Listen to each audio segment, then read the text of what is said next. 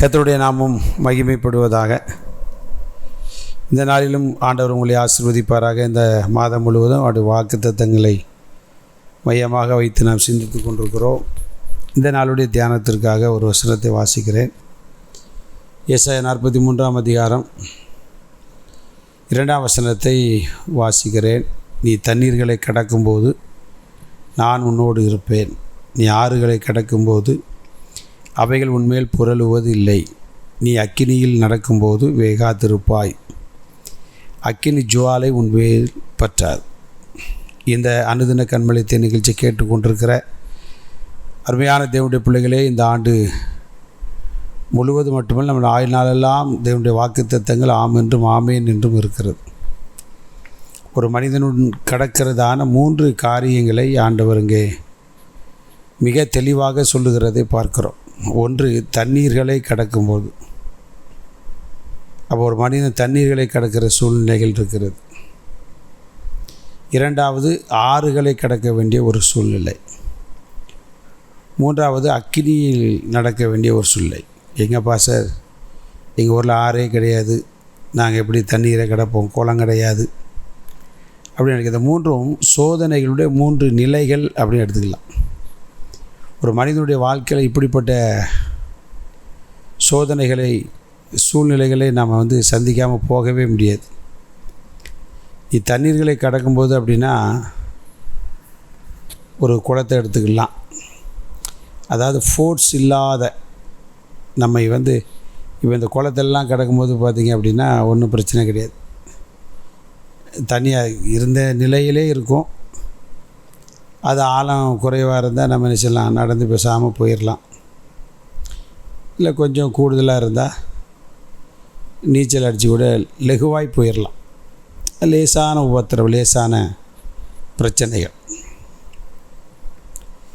ஆனால் ஆண்டவர் என்ன சொன்னார் அப்படின்னா, தண்ணீர்களை கிடக்கும். சில இடங்கள் ரொம்ப ஆழமாக இருக்கும், அது கண்டு பயப்படுற ஒரு சூழ்நிலைகள் கூட வரும். ஆனால் ஆண்டவர் சொல்வார், எளிமையாக இன்னைக்கு கடந்து போகக்கூடிய சூழ்நிலைகளை கடந்தாலும் கூட நான் உன் கூட இருக்கிறேன், கவலைப்படாது. தண்ணீர்களை கடக்கும்போது, தண்ணீரை போன்ற பிரச்சனைகளை கடக்கும்போது நான் உன் கூடவே இருப்பேன். அதனால் உனக்கு ஒரு சேதமும் அணுகாது. 2வது அங்கே சொல்லுகிற ஆறுகள், அது கொஞ்சம் ஃபோர்ஸ் அதிகம். அவளை லேசாக கடந்து போயிட முடியாது. ஏன்னா ஆற்று தண்ணி நம்மளை இழுத்து விட்டு போகும் பற்றிலாம். இப்போ எங்கள் ஊரில் மேற்கிருந்து கிழக்க பார்க்க போவோம். அப்போ அதை கடக்கிறது கஷ்டம், ஃபோர்ஸ் இருக்கும் சில இடங்கள்லாம். ஆற்றை கடக்கும்போது, ஆறுகளை, பல சோதனைகள் நம்ம அதை சந்திச்சிருக்கலாம். நம்ம பலத்தில் அதை கடந்து போகவே முடியாது. தேவ பலன் இருந்தால் தான் ஆற்றை கடக்க முடியும். அதனால தான் சொல்ல, நீ ஒன்றும் அவைகள் உண்மையில் புரளுவதில்லை அப்படின்னா அதை ஆண்டவர் ஸ்டாப் பண்ணுறார். மேலே இருந்து ஓடி வருகிற யோர்தான் பின்னிட்டு திரும்பும்படியாய் இஸ்ரவேல் ஜனங்களுக்காக யோர்தானை பின்னிட்டு திரும்ப செய்தார். பார்த்தீங்களா?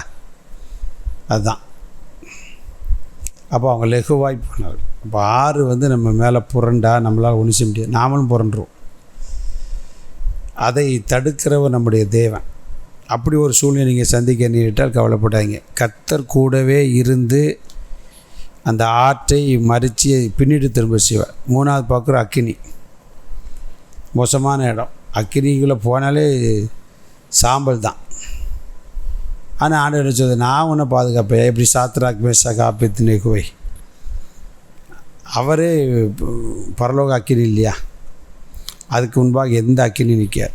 அப்போ அக்கினி போன்ற சோதனை நீங்கள் ஒருவேளை சந்தித்து கொண்டிருந்தால், அது இதுவரைக்கும் நம்ம சேதப்படுத்த விடலை, இனிமேல் சேதப்படுத்த விடவே மாட்டேன். வாக்குத்தத்தங்களை உறுதியாய் பற்றி பிடித்து தைரியமாக போங்க. கர்த்தர் நிச்சயம் நம்மை பாதுகாப்பார். God bless you.